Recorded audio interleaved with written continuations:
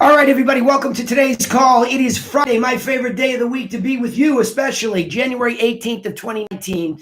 And this is the TRC sales training call, as I said. Looking forward to this one. But before I get started, let me just put in a little pitch here for the podcast. The podcast exists. It's almost 56 episodes deep. As I just finished recording one, the way that you can hear the podcast is definitely iTunes. Go over there and subscribe so that you get the audio. So in between what you do in the show, I try to bang them out there under 20 minutes maximum, where there's a nugget that I have yanked from the coaching program at the mastermind level, chunked it up so that everybody can hear it and everybody can benefit from it, okay? So the Realty Classroom podcast, you can find it on iTunes. You can find it over on our YouTube channel, where I also record it live there as well. So we put up a video version, and of course on our Facebook page. So it's everywhere. So don't miss out on it. The Realty Classroom podcast, I'd appreciate the support. That would be awesome, okay? So today, coming off of that podcast, I'm thinking about the sales training call, saying to myself, gee, I really need to show them that selling on the phone especially is telemarketing. And I've had that conversations a couple times this week with some of my mastermind members, that when you're on the phone, you're not really selling as much as you are telemarketing, okay? Meaning these people have a need. And the reason for our business is so that we can fulfill that need with our service, right? That's the whole premise. It's this matchup. And oops, I better check these lines. Hang on, Laura. I just realized I might have had these on hold. Hey, can you all hear me? I had you on hold. How about that? All right. Let me. Yeah, thanks. Let me hit that again. Hang on.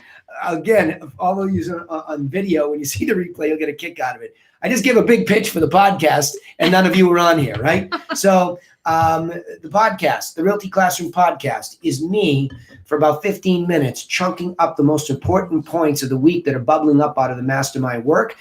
They're free to the public and all of you clearly, and you should all go subscribe on iTunes, YouTube. You'll see them over there, or the Facebook page. All right, so let me get after this, what I was just talking about. I was saying that when you're all making phone calls, and that includes follow-up phone calls in the sales context, I think it's important that you understand that you better be asking yourself a question.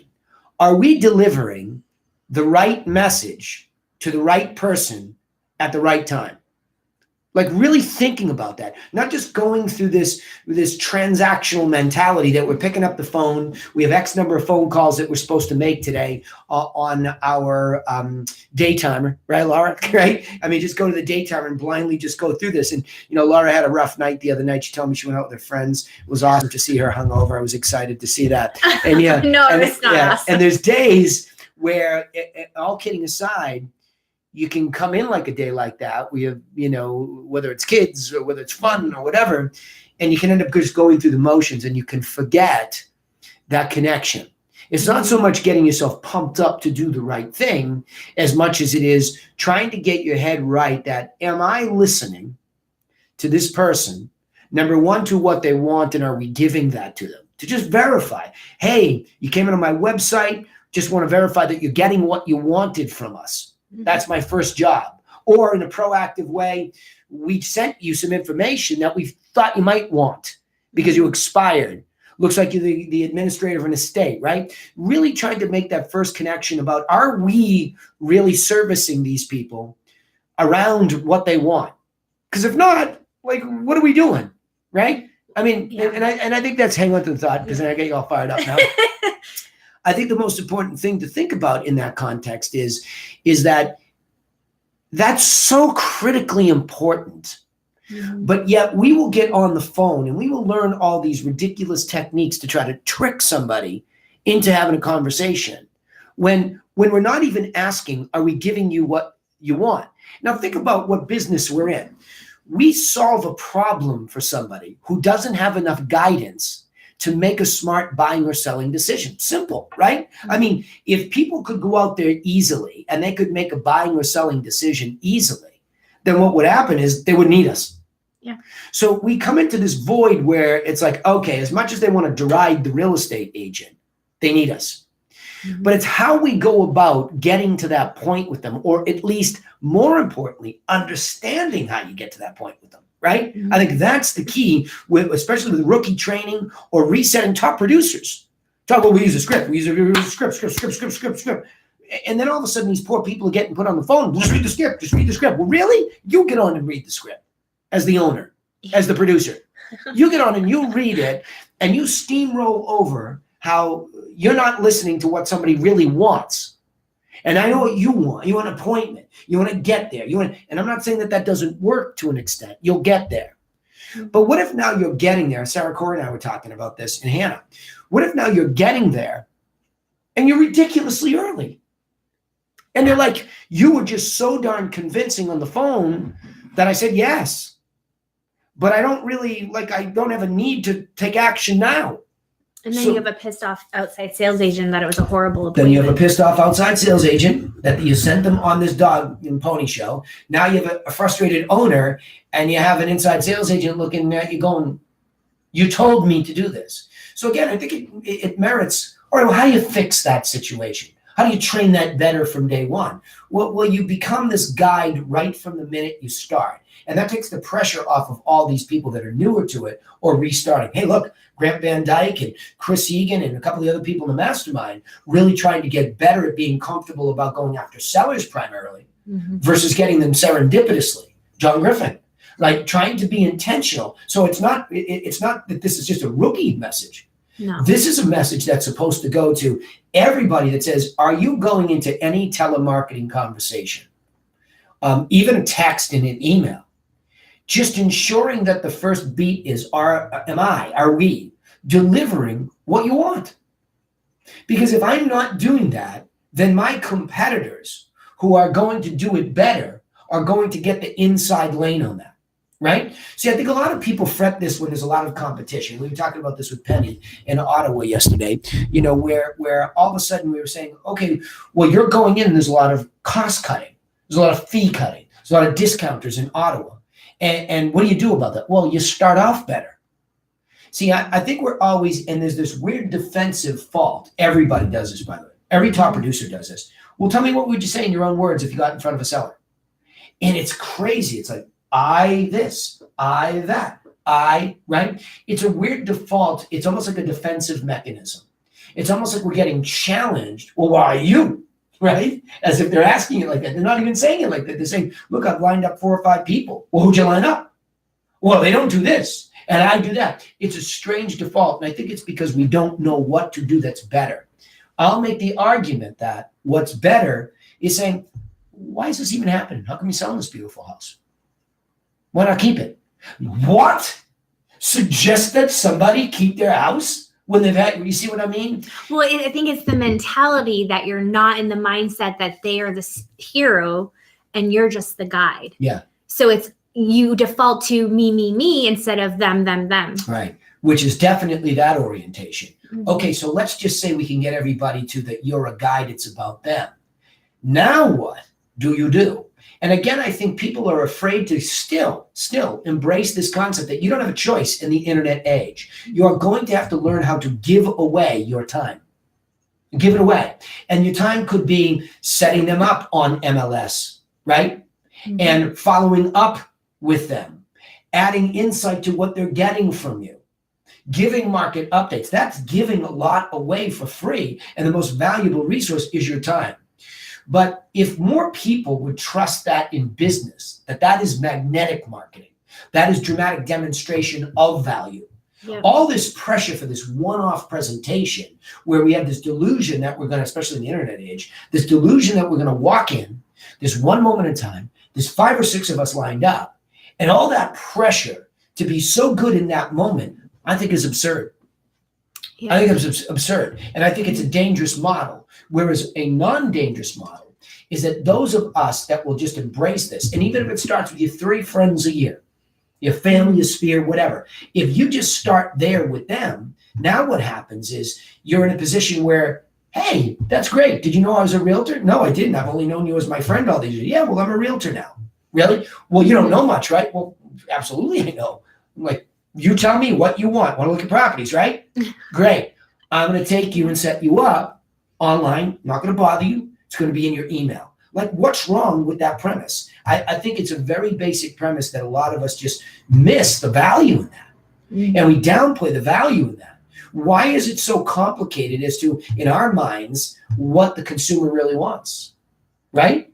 We're the ones that are the problem, complicating this whole thing, saying, well, it couldn't be that. And plus, Zillow's already doing a 10x job, better than. No, they're not. No, they're not. You know why? They can't. They can give a good digital presentation. They can give a guesstimate of value. By the way, that's another one that drives me bananas, that we don't understand our value there. If you think about it this way, when I go out to a property, I'm pretty confident that I'm going to be able to, if they'll listen, price that property within that variance of 5%. Okay? If they'll listen, I'm going to be pretty close. And Cape Cod market, as you know, brutally difficult to find pricing. But I'm going to find it within 5% of where it really belongs. But yet people will run to the internet to use an algorithm that discloses it could be off by 20%. And the latest article I saw about that is that they're trying to work really hard to close it down to 5%. Hello, here we are, everybody. We've been able to do that for a long time. Yeah. In fact, we might be able to even do it tighter.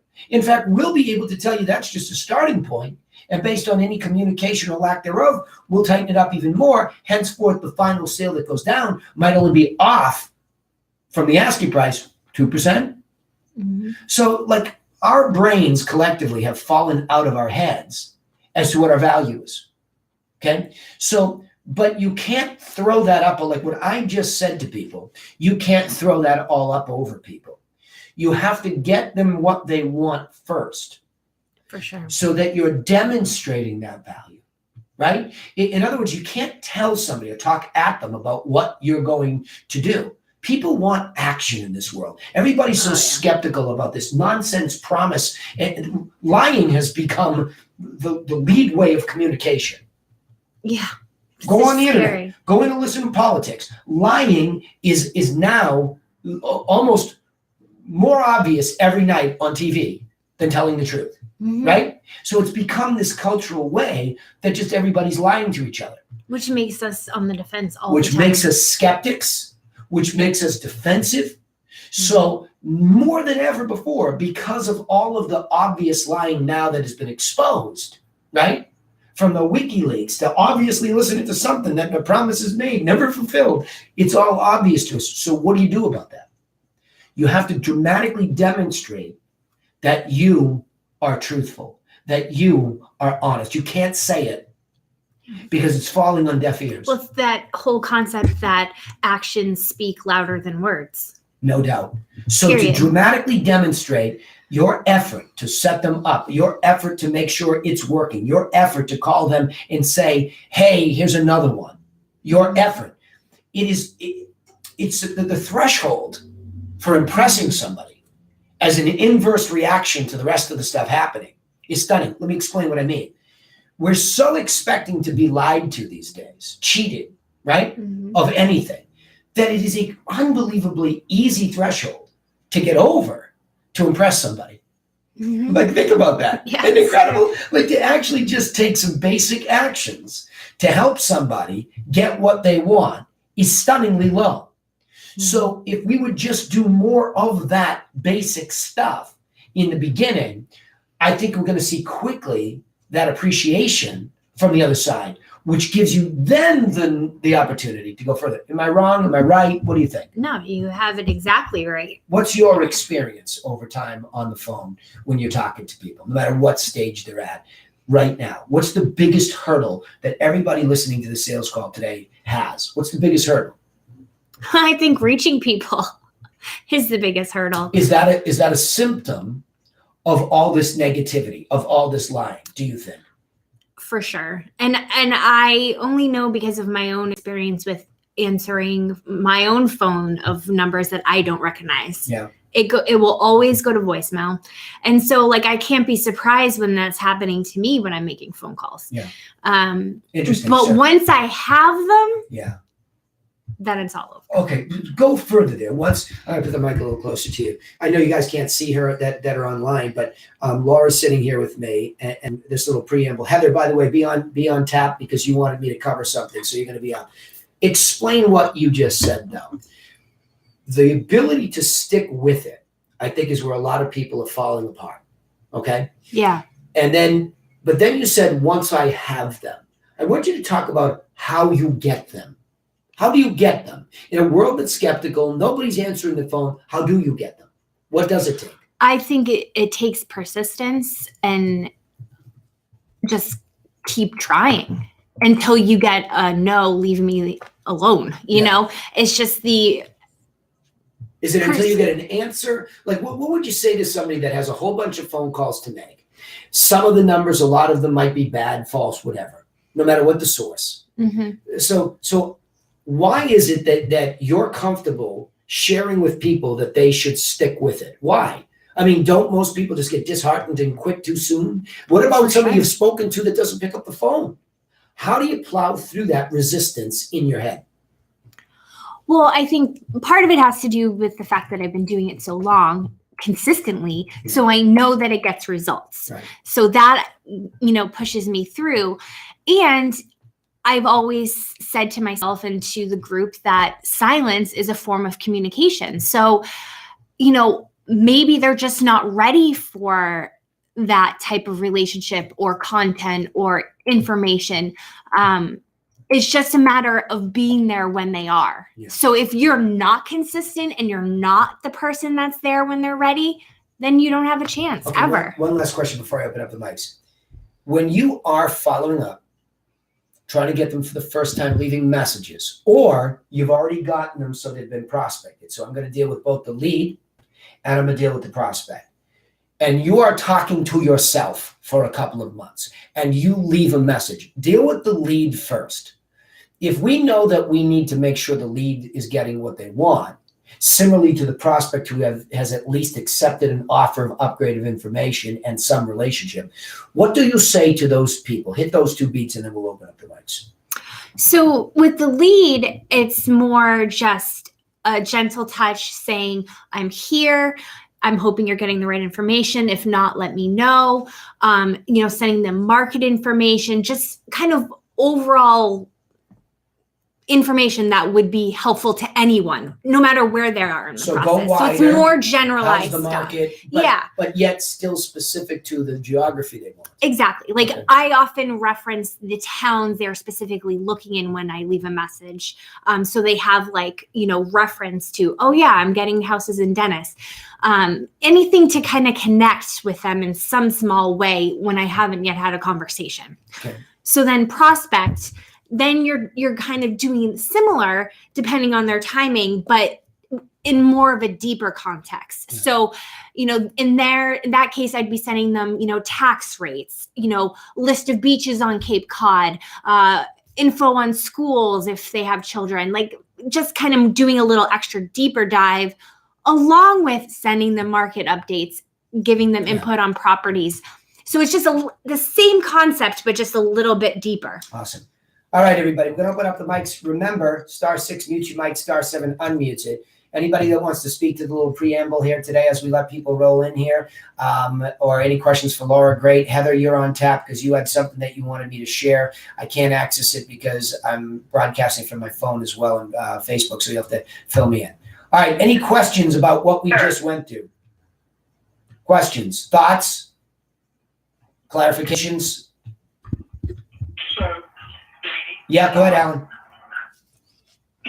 Yeah, I can, buddy. Go ahead. Okay. What I'm seeing in the office with my agents, they come to me, if not daily, almost every other day, frustrated with people that, I tell them, I'm trying to teach them, just give your information, be generous.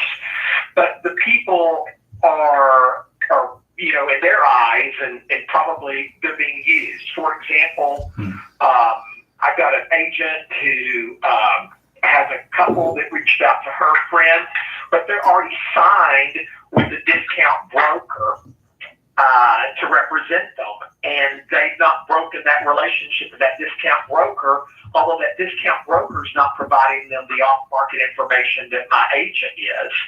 And my agent is just despondent about the fact that she's providing this information, hoping that they'll break this relationship with a discount broker, but they won't they won't do that. Or my agents who have offered to discount their services, and that hasn't helped them get the business. So I guess, they come to me going, so what are we doing wrong? How do we get them to break this relationship with this other person who they're saying they're not happy with? I'm filling them, sending them all this information on off-market stuff that I'm aware of in the neighborhoods, and they're coming back to me saying, well, we're going to get when it comes on the market, we'll just get our agent to go show it to us. They said, how much more do we get them? Oh, in that case, none. I mean, that like, again, I think there's a level where we cross into insanity. I mean, and I want to be very careful every week that I am training what's pragmatic as much as it is from a giver's heart. It's a strange, difficult art form to balance those two. So it is, no doubt. And because I'm going to promulgate, the concept of combining the two, but therein lies the art. So I think it starts with Genesis. Where was the birth of that relationship? I think you always have to bring it back to that, Alan. In other words, we just don't think enough about how we met this person. What was the context? See, our own desperation, and it is that word, our own desperation to sell more compromises the brain. The strategic thinking goes out the window. You know that as a mastermind level thinker, right? It just goes out the window in a nanosecond. If I meet you at a property and I really don't have much going on for the next 2 months, and I have this inkling that you're serious, I tend to only look for the corroborating evidence in my brain as to why you're a good bogey for me, right? Why you are potentially my client. So I stop hearing and I stop seeing that you wrote down an agent's name until all of a sudden it's like, yeah, well, by the way, we did sign something with this discount brokerage, right? And so then the brain triggers discount, right? It's an alarm that goes off. Well, they could never do what I do. See, exactly where I started today's call, Alan, is that's the default that we have. And that's exactly what Penny was dealing with in Ottawa, was discount.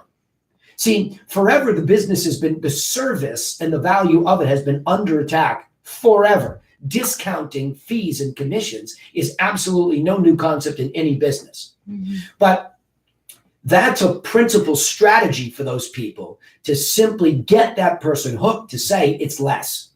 Okay? It's less. Now, unless your name is Richie Madden and you got full service flat fee with a scale, then those people are absolutely USPing money.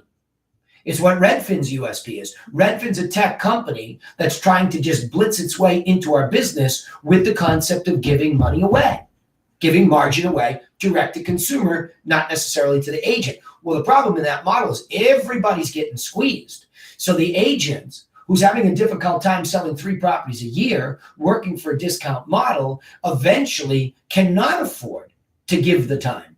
Yeah. They can't. So the service atrophies, right? And that's why the service lagged. And that's what my agent thought she could pick these people up, is because their agent is not providing the off-market listings. Good, stay there. My agent in my office has been providing her the off-market listings, and all they're doing is then going back to their agent to get them to show them the property. So she's feeding. She is being used. Well, you are being, in that context, it's 100% stop. Tell her to stop doing that. Don't do that. But I want to go back and hit a couple of beats here. See, there's a strange default in that conversation too, where if you go back to the beginning of the call and you listen to it again with your agents, I said this word value multiple times. And on my watch, Alan, I'm trying to express how I believe we all should understand what our value is and then be able to express it correctly. So there is an obvious differentiation, because there is.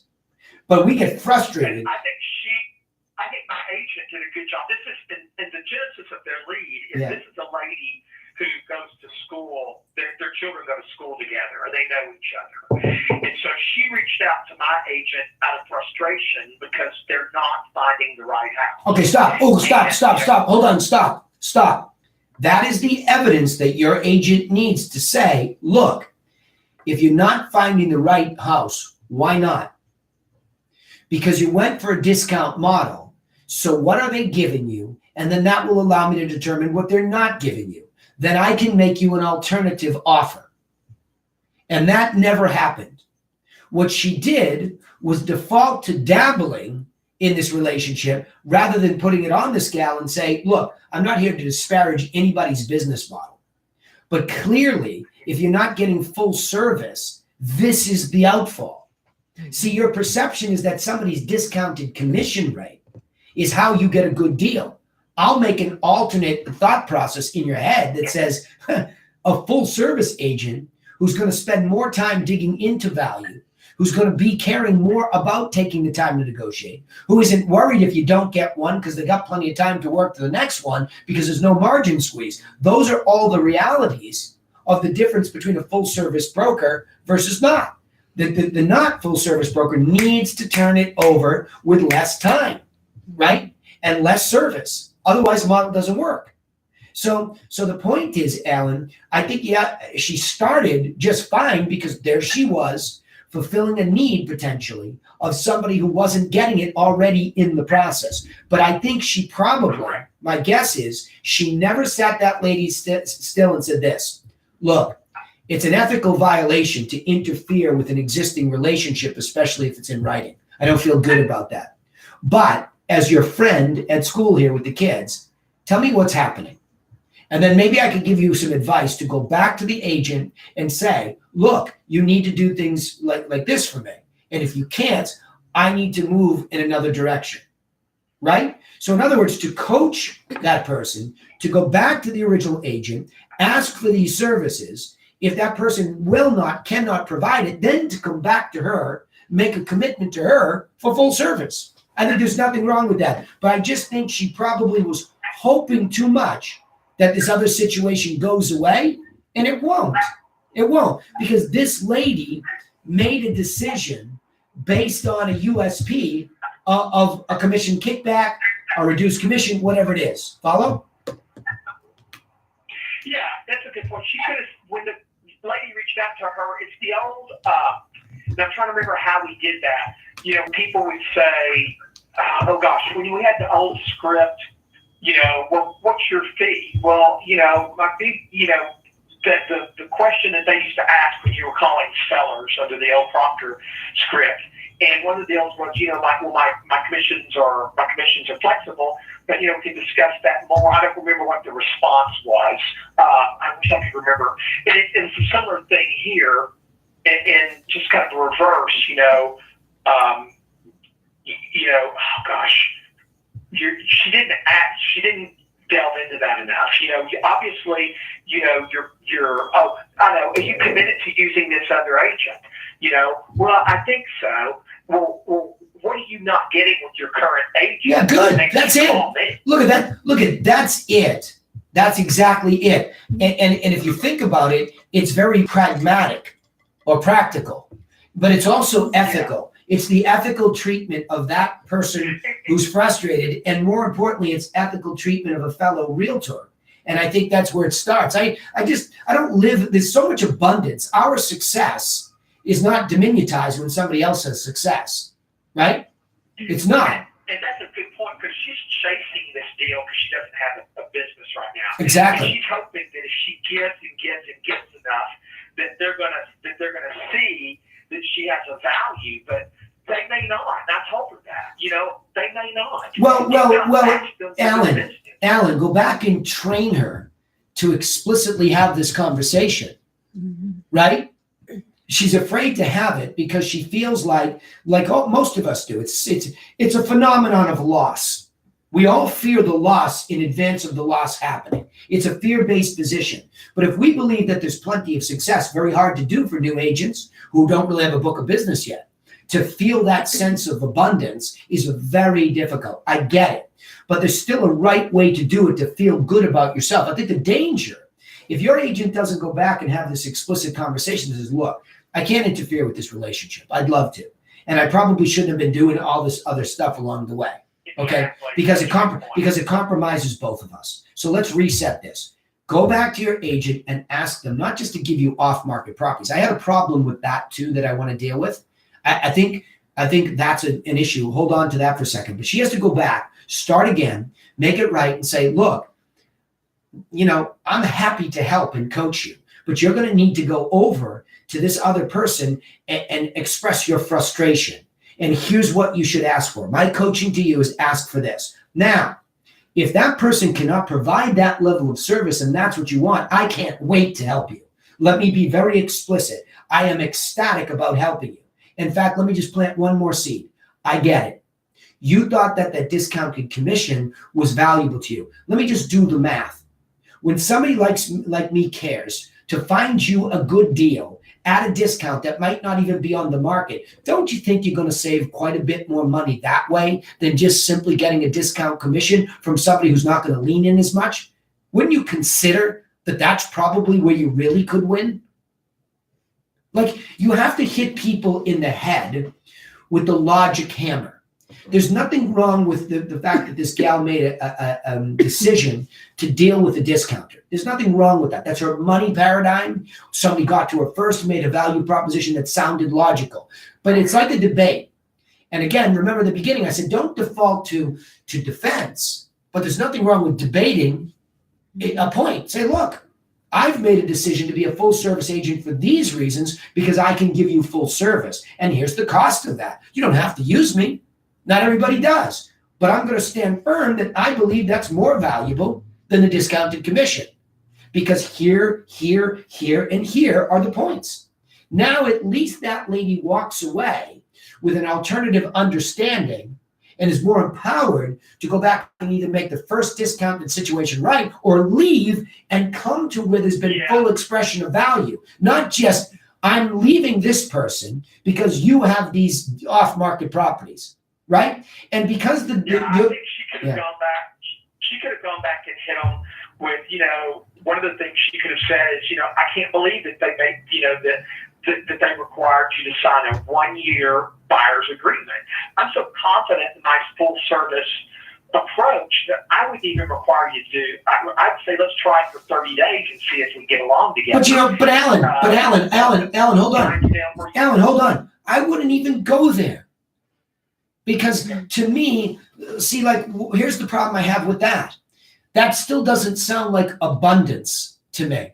It sounds like, I can't believe they screwed you. Like, that's what it sounds like to me. Yeah. See, because really what you and I both know is, okay, somebody made them an offer and then locked them up and then went to sleep on them. That's a bummer. That's exactly what happened. I understand that. Not enough that they walked away. Correct. Because the proposition of saving money is bigger than the abandonment. The proposition of saving money on a commission in lieu of no other alternative. You follow me? Like, nobody has given them an intelligent alternative. So if the contract is breakable, if that person doesn't deliver, they have no alternative.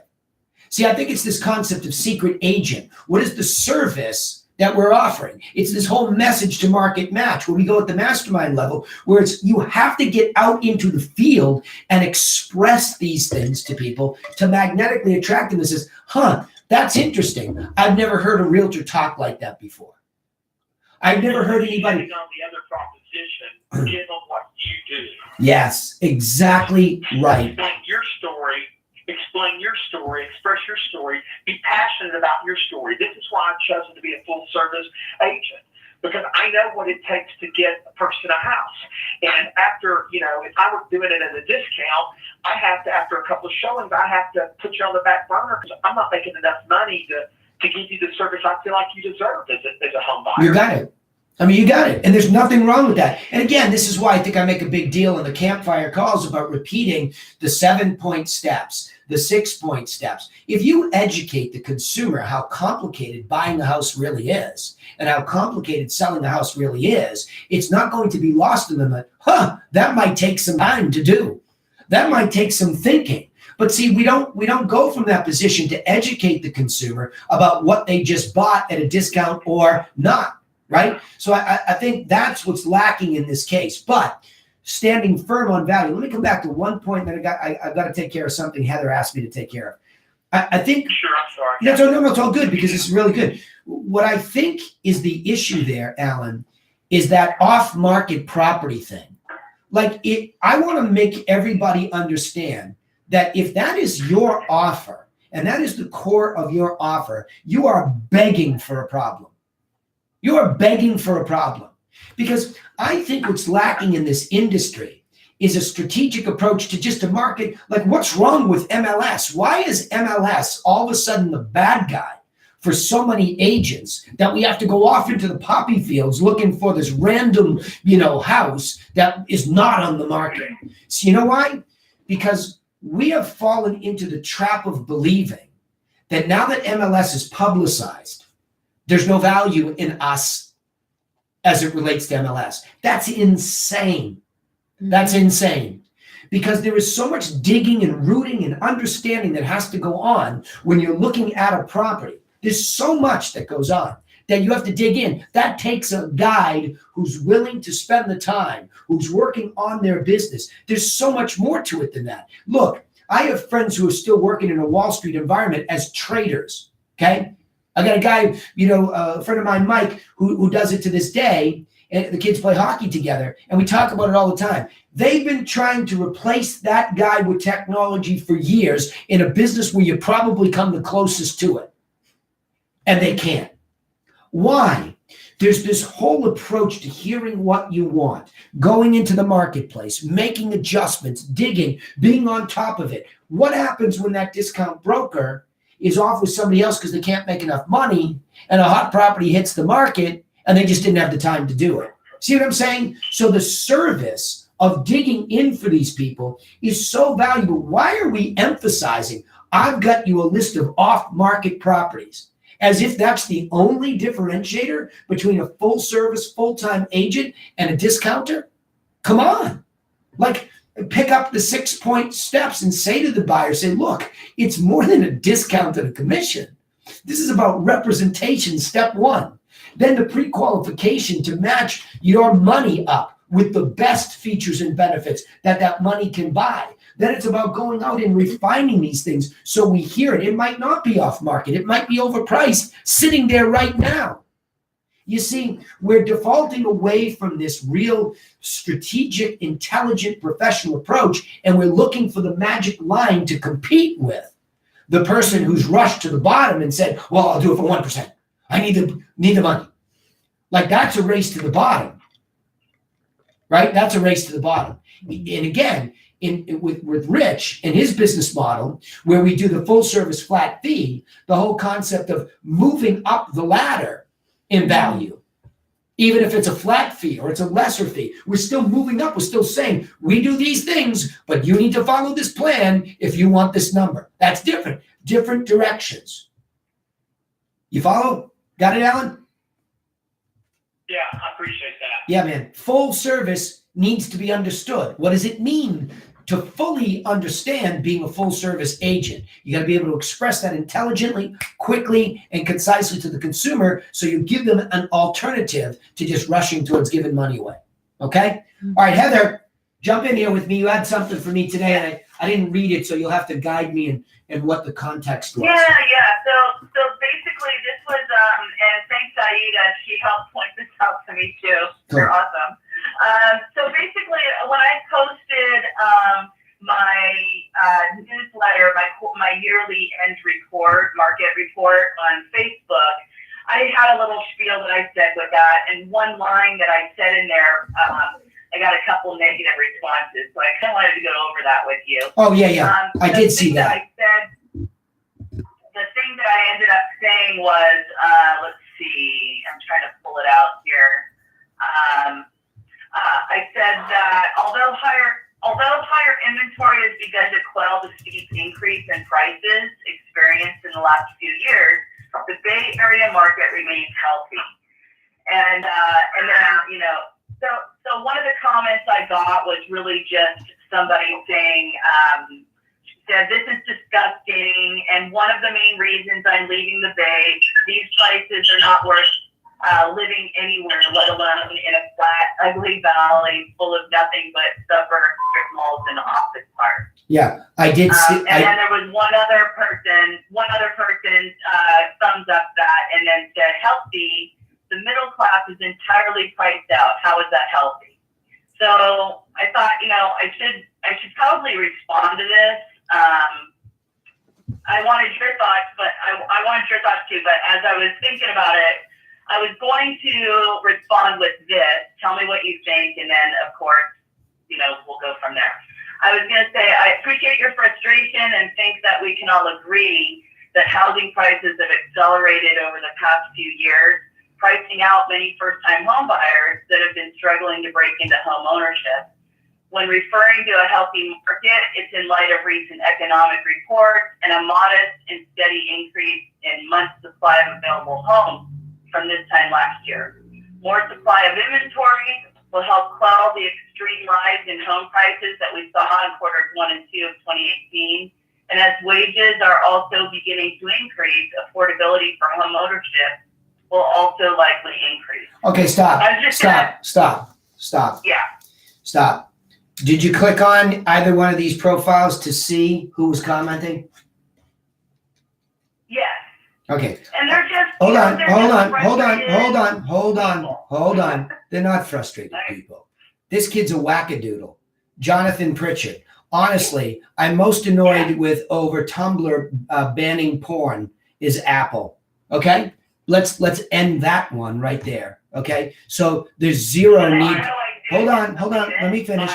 And then he's got something. I scored, 2 pans of, Lucky Jeans at the top. So I don't even know if it's a hacked account or not. So it could be a hijack of your, that kid's account to post. So number one, 86 him, bounce him.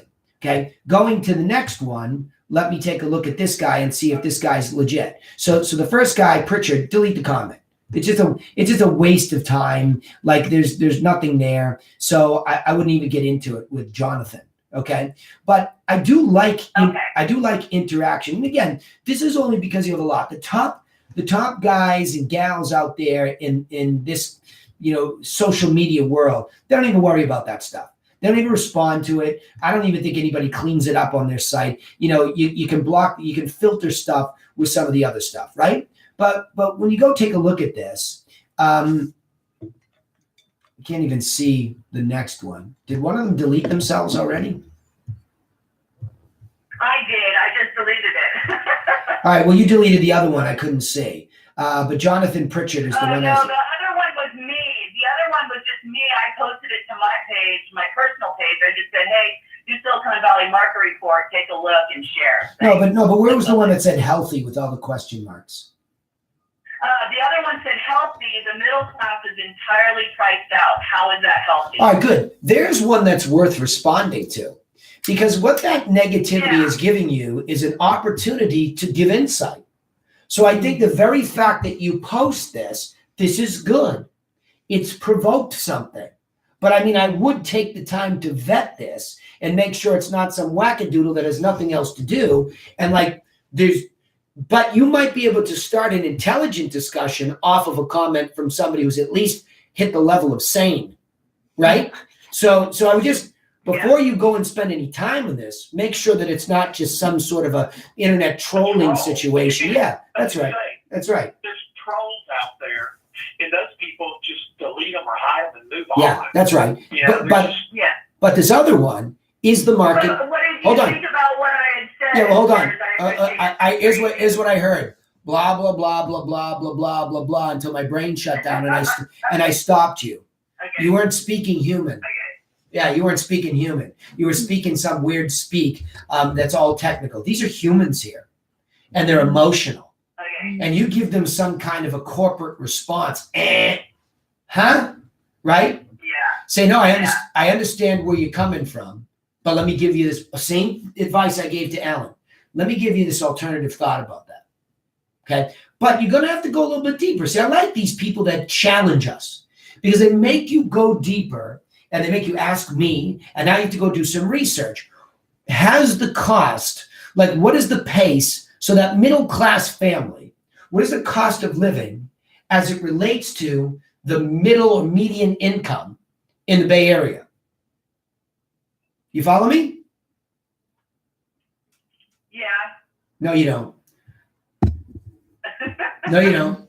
Well, I'm not sure where you're, okay. Just keep talking. It's an affordability index. Right. You follow me? That's simple. I'll leave it at that concept. If somebody challenges you, if you say healthy, this is a good challenge going forward because you wrote your opinion. It's best that if you can get some hard fact that you can hang your hat on, and that's all you're commenting on, then you have a more solid foundation that when you get challenged, say, yes, I sourced this affordability index from, the San Francisco Bay Area, housing department. And the affordability index says that the median household income, which talks to middle class. I mean, you can't get more middle class than the median income. Okay. That's about what the definition is. And then you just have to look at what percentage for principal and interest right now to buy the median house. What does that look like? You could do your own math, but if there's an affordability index out there, that's what you're looking for. All of you that cover high rent areas too, don't be going out there and just randomly saying it's a great time for renters to buy. Well, in downtown Boston, that's not true. It's just not true because I'm a renter myself for my daughter's school housing in downtown Boston, and it is far cheaper than buying the place she's in. It's not even close. So I have to sit back as much as I'd love to be a buyer and not go there because I don't have to live there and I don't have to own there at the moment. So we have to be careful about what we say as it relates to reality of that moment. And that's math. Know some basic math about the Bay and then respond. But I think the guy about median income, he's challenging you. I love that. Come back with an affordability index. Say, look, my reference to healthy relates to affordability, okay, on the buy side, right? And by the way, who were you talking about? When I wrote that? Yeah. I was basically referring to the fact that the economy, around here, everybody's with the stock market reducing so much that people have been worried that we're headed into another crash and another housing market crash. So I was very generally referring to the fact that we're still in a healthy market here and not concerned about a crash. Okay, say that explicitly in your response to him. Say, I referenced the fact that the marketplace does not appear to be anywhere near a precipitous crash. However, to speak to your reference about middle class, here's what we find. Prices are off. Prices are off. Interest rates are still low. And if you look at the affordability index, it says this. You follow me? So validate what you said. Say we've moved into, with all the negative news, what my experience is as somebody who does this every day, it's actually healthy that interest rates went up, prices corrected slightly, more inventory was available. That's a healthy situation for buy and sell. But to speak to the ability of the middle class human being to survive in the Bay, here's what this is. And if he's right, applaud him. So you are correct. The Bay Area remains a very difficult place to not be above spending what you should be to buy. Validate him. Whatever the data says, respond to him in a validating way. Does that help? Yes, very helpful. But I love this. Thank you. But I love this. You're welcome. I love this because both you and Laura have both referenced this today, and I don't want it to be lost on people. One of the most important conversation starters on social, on the telephone, in general public, is the answer to how's the market. And that starts with a very basic understanding of, price per square foot, average sale price, median sale price, square footage, days on market, month supply. It's a very basic, I'm looking at, all the basics that we do at the mastermind level on yours, right? I mean, to have a basic understanding of that is one piece of it. The next piece, what does it mean? Mm-hmm. And it's very difficult for the trends in the real estate market to mean good news for everybody, right? If you're a seller and you waited to sell in a hot market like Seattle, for example, right? If you waited to sell and you are now in today's market, you missed the wave that lifted you up artificially to a certain extent. You could have made all sorts of pricing it right mistakes and still sold. As interest rates went up and it cooled off those buyers from making probably silly purchases at the top, it begins to correct. Inventory grows and it normalizes. Those that have to sell drop their price. That's a great thing for the middle class in Seattle. And if that's happening in the Bay, that's a great thing. Finally, they're coming down. Finally, not precipitously, but finally they're coming down. And I can show you that, at least in a rudimentary way, that last year's Bay Area average sale price was this, and now it's lower than that by 10%, 5%, 2%. If it's not, then we have to go look at the affordability index, because now we have interest rates and all those other variables that could be there. So, it becomes a little bit complicated in that stats are what they are. But, look at, you have a list to sale price ratio of 106.8%. Okay? That's similar to Boston. That still hasn't cooled off. So when he looks at that in the Bay Area and he sees 106%, you got to overbid by 6%. And oh, by the way, it's 1.6 mil. Well, most people that have the average or median income living in the Bay Area can't come anywhere near that. So he's right. So they don't have a chance of buying because their math might not even pre-qualify to buy that average house. And when they go to the bottom of the barrel, they're like, no way. So guess what they do? They rent. Or they leave the city. They rent or they leave. Yeah. You got it. It's what happens. They rent or they leave. And this is what real estate does to have this serious effect. So this could be a very interesting spin for you to capitalize and say, even though the market's normalizing, you can look at these numbers and still say it's so white hot.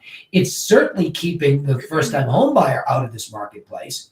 And even the median income is upside down from an affordability index standpoint. Now, I don't know if you know what the average rent is in the Bay Area, but it may be much more affordable to rent than it would be to buy. Not saying that that makes your case, but that is definitely all indicative of a needed correction. The market is out of whack and is losing support from the bottom. And that's where it's really dangerous. When your first-time home buyer can no longer get entry-level housing, when your move-up guy is stuck and can't do something, and you are now really a place for just luxury, you have a really, really precipitous, dangerous, slippery slope you're on as a marketplace that's looking for an ugly correction to happen at some point because there's no support from the bottom up. Follow? Yeah. So he's right to say, healthy, girl, check yourself before you wreck yourself, right? Yeah. Right? I love the challenge. Let's see where the math goes. Go check it out, okay? But bravo. Okay. This is I may connect with you offline before I post that. Yeah, but what everybody should be understanding is what you did to provoke conversation. We're in a sales context here. You take a piece of data about how's the market, you put it up on your site, you push it around, and you get reaction. Now, there's a lot of people that are sitting on the sidelines going, ooh, what will she say? Right? Yeah. I'd almost come back with a video response. What a great opportunity to hijack the moment to not just post a response, but to video respond. And let them show. I want them. But stop. I want them to see your heart. See, means it's about you, right? I don't look good on video today, and I got blah, blah, blah. Why? If you were the same way you're talking to me about it, I would post a video response to this. It says, hey, if you look in the thread here, somebody had a really intelligent comment about what healthy means. So let me explain what it means. I don't see some precipitous crash coming. Okay? Here's why. However, he's right. For the middle class and entry-level buyers, the Bay Area remains a very difficult place. However, for all of you in those two categories, keep your eyes open. The correction is beginning. It might take some time. It might not get where you need it to get, but keep your eye open for it. And I will be back with more updates. Got it? Okay, yeah. All right. Yeah. Well, you're selling to the many. It's one-to-many sales here. And what are you selling? The value of your insight as to what's going on. You have response. Hey, look, hug the troll. You know what I mean? Troll's in there. He didn't put some whacked out thing, right? He put something, but I just didn't want you to take him too seriously. He's a little bit of a troll, but it's intelligent trolling to a certain extent. Okay? The prices are not worth living anywhere. Okay? So he's mad. Now he gets a little carried away, flat, ugly valley, full of nothing, blah, blah, blah. He throws up all over the world. That's the trolling piece of it. But what's not is these prices aren't worth it. They're not worth it. And I'll tell you what, Tommy Turner's probably on here, okay? Tommy's seeing this huge migration into Idaho. So everybody who has a conservative bent and is living in Oregon and California is marching across to Idaho, where the affordability is incredibly great. Tommy, if you're on here, you can tell me the median price there. But it, like, imagine looking at 1.6 and going over there. Let's presume it's like 400, and there's wide open sky and spaces. Tommy, is that right? Yeah, it's less than that, but yeah. There you go. Less than that, Heather. So you see, this kid is talking about a very real geographic phenomenon that the more you can gain insight, you should pick up the phone and call Turner, and you should have a conversation with him, right? Because people are coming from your general side of the world and then moving in to these other places that are beautiful, wide open. You should see some of the properties in Idaho. I mean, these guys have more open land. It's beautiful, right? I mean, it's you know, again, I'm not going to get into politics because then you're all going to beat each other up. But my point is, you know, right? I mean, the politics are different. Let's all drive trucks and carry guns. Yeah, there you go. I'll leave it at that. I'll leave it at that. Don't get Cantu go. You don't get Cantu going. Yeah, Gail, come on. Hit me, Gail. Okay, so I agree with you partially. Yeah. But we're in a hotbed of technology. Yeah. And you know, there's more to it than just going to Idaho. People, you're going to go to Idaho. What are you going to do there? So people want to get oh, Turner's going to shoot you. open the area. And everybody lives like 1 inch from each other because this is the place to be. If you want to have startups and every young person feels they're an entrepreneur. So there is that type of people that are here. And there's old money here, and there's new money here, there's venture capitalists. We are a hub for all of that. And so I think, you know, there are people that are leaving. Those are older demographics that are going to Oregon, or I don't know if you want to go to Idaho, but whatever. So, but we're still have an immense amount of people coming in to the Bay Area. I'm not talking about California. I'm talking about the Bay Area, Silicon Valley Peninsula. There's a difference. We're a large state, of course. Yeah. But we're talking about what the draw is and why real estate will increase in value even in a down market. So it's just the way that it is. I could show you. Yeah. Well, hold on. 2008 we flattened out, but we're going to be doing great. What are we disagreeing about? Nothing. Oh. With that. Oh, all right. I wanted to be fair. No, yeah. You've been on vacation too long. You just wanted the microphone. I love it. Love it. Hey, listen though. Yeah, I think Heather, you did it. I'm watching your videos. I love it. You're doing a fantastic job. I agree. Outstanding. I agree with that statement. I agree with that. And let me say this. Hold on. Yeah, hang on. Chris Egan, hang on. I just want to respond. I got time. I'm happy to go bonus time here because we got everybody incented here now.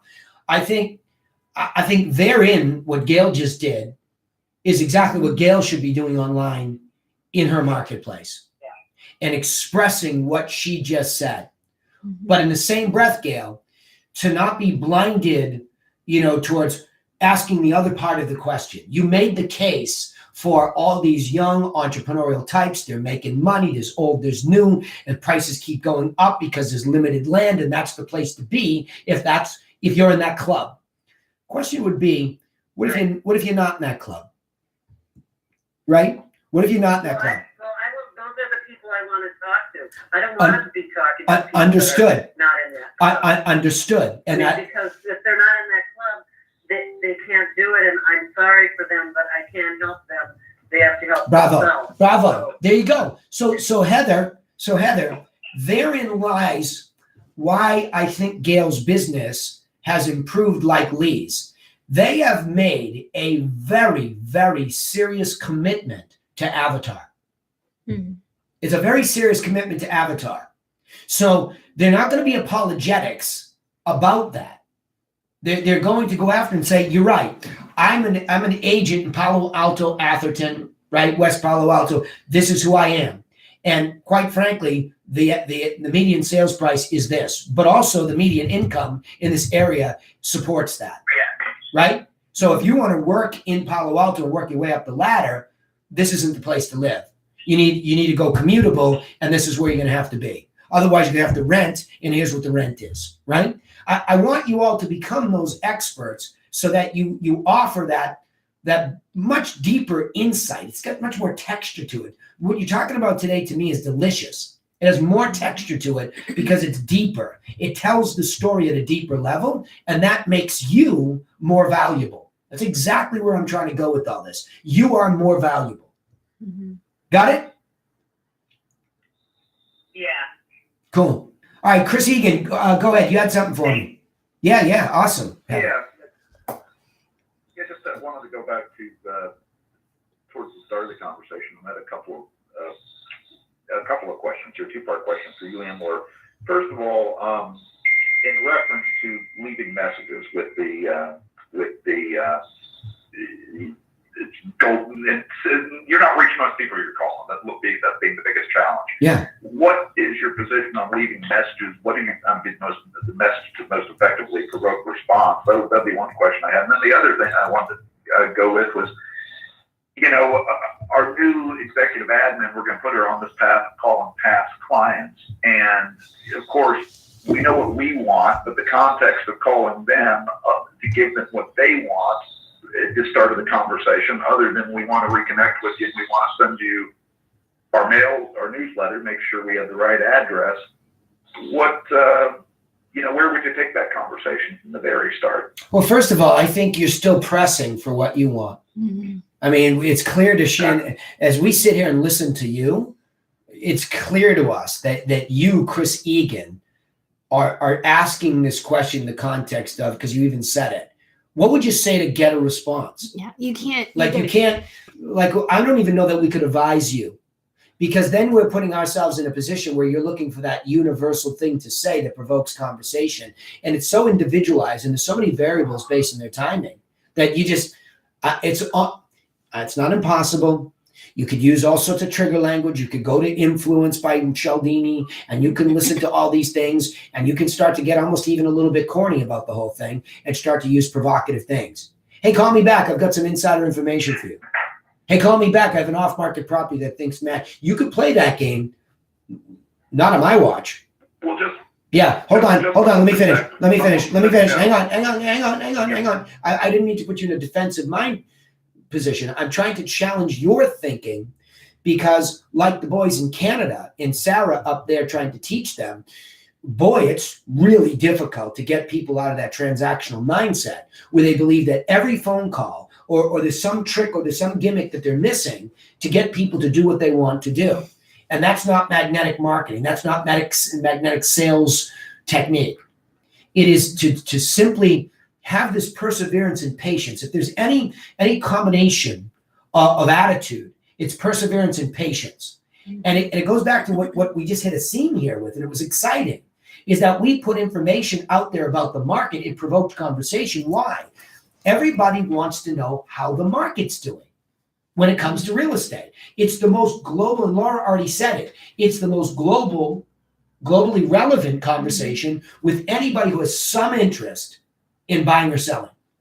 That's what it is. They have some global interest in it. So you start with the more global information. But what she also expressed, and why I asked her the question and framed it the way I did, if it's a lead, I asked her, what do you do? And she said, I talk about the marketplace. I maybe look at their criteria. If it's an expired, if it's a internet buyer lead, you have some context that you can relate the more global conversation to them. So they hear the dog whistle, oh, that's what's in it for me. So I think she will have to be trained to look for a couple of things where she can blow the dog whistle to say, we hear you. We see what you want, and this is what we think about that thing that you want. Feel free to call us back. Otherwise, we'll continue to follow up. I even said it to a friend of mine today, gone through some tough times over the last couple of years. True to the post that I made earlier, I picked him up and said, brother, just want to know that, I'm out here. We love you. We're thinking about you and your family. No need to call me back. Now he did, because he wanted that conversation to happen. But I genuinely did not care if he did. It hit my heart to do that thing that was right in that moment. And I think you have to bring that care into this business and say, we're here. We don't want to bother you, but we're not going to go away if there's an opportunity to help you. That's the attitude. Yeah. So I don't stop looking so much, Chris, for this exact thing to do. It's more about, here's globally what's happening in this geography, and it seems like you kind of want this, so I'm going to mention this. Then once they become a prospect, to be able to go back and say, hey, since we last talked, I even saw this thing that's even a little bit more specific. So we're putting touches, a series of touches on them until they're ready, right? Say, whatever you do, even though it's early, don't be afraid to call me and ask me questions. You're never wasting my time. So if there's one thing that I would suggest you could coach them on, is please, I will continue to follow up with you. No need to call me back if your timing is not now. But please do not hesitate to call me, no matter how silly you think the question is or how early you think you are in the process. This is what we do. It's legit. And so people do need to be coached on that, because they really do say to me all the time, yes, I don't want to waste your time. Yeah. See, people say to her all the time, I don't want to waste your time. Because even our clients, because that law of reciprocity is so powerful that it almost makes people feel guilty because their timing's not ready. So they'll tell you, I don't want to waste your time. I'm not ready yet, is the essence of what they're saying. Say, don't worry about that. So, Chris, if there's one takeaway point we can coach you on, it's that thing there. You are never wasting our time. You are never bothering us. This is what we do every day, and we are happy to do it, right? And then continue to be proactive. Make sense? Right. That makes total sense. And I should have set up my questions with some expectation as far as, because I've been coaching Ashley. You sit down, you're going to call these past buyers that purchase within this time range. We're going to reestablish context, and the beat of the call is, here's who I am, here's why I'm calling. And she asked a very insightful question. She said, okay, well, what am my offers to them other than reconnecting? We want to send you our newsletter. What is the reason for my calling them other for those purposes? And, that's where, if she's getting voicemails, making calls to that list or that group of people, what message, just something. Well, hold on. There's always, it goes back to what I said to Alan. I said the same thing to Alan. What was the genesis of the relationship with you? How did you get them to begin with? Like, Chris, the question that you're asking would be the appropriate one if we had zero idea of context. We had none. And then we're all sort of lost, like, who are we talking to? What are we saying, right?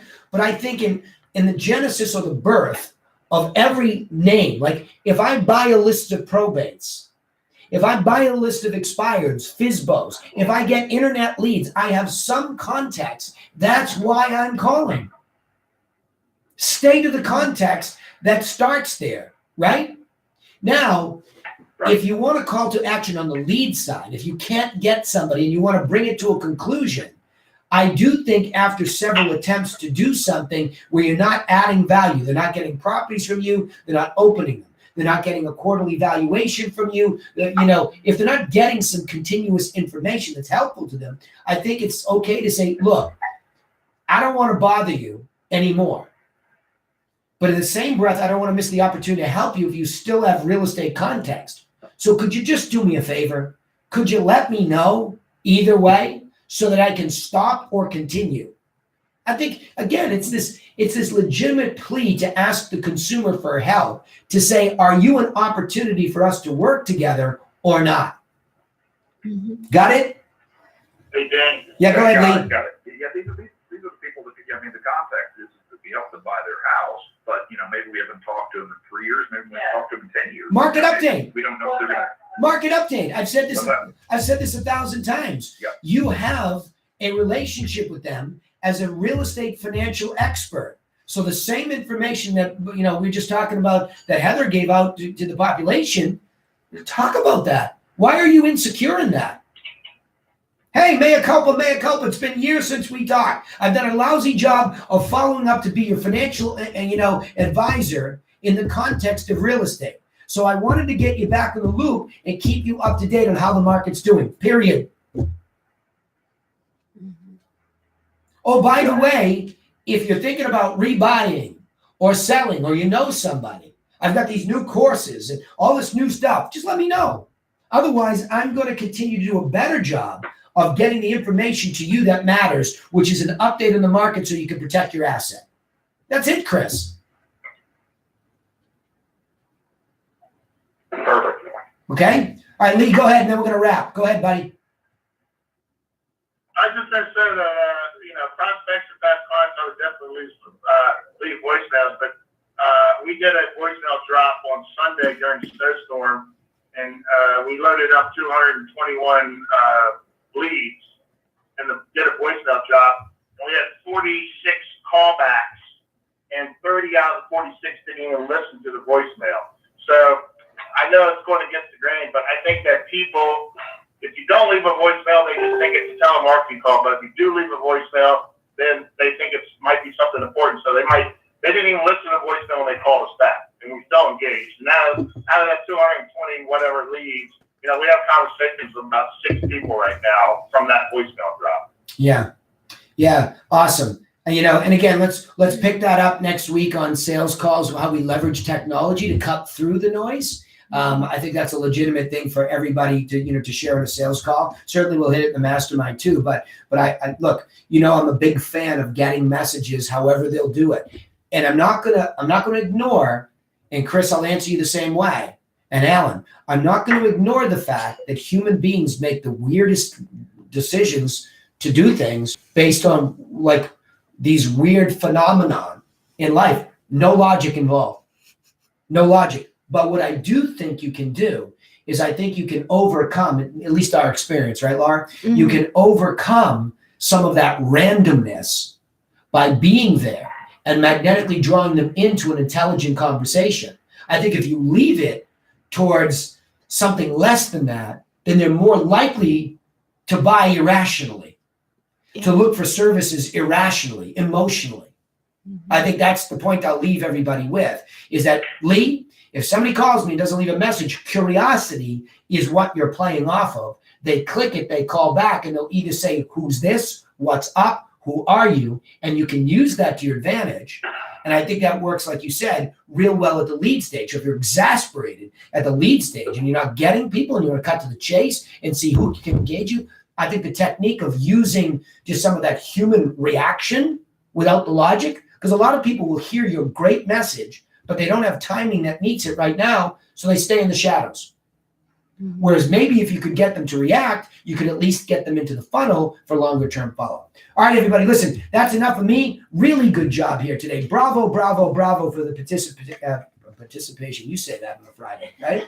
I'm thrilled by it because it's really good quality stuff. So we'll see you all at the other side. Keep plowing down there in DC. I have to fly into a snowstorm in Pittsburgh for hockey this weekend. So keep me in mind. Hopefully I make it back in one piece. See you, everybody. Go get them. Thanks, Danny. You bet. You bet. Okay. You bet. Thank you. You're welcome.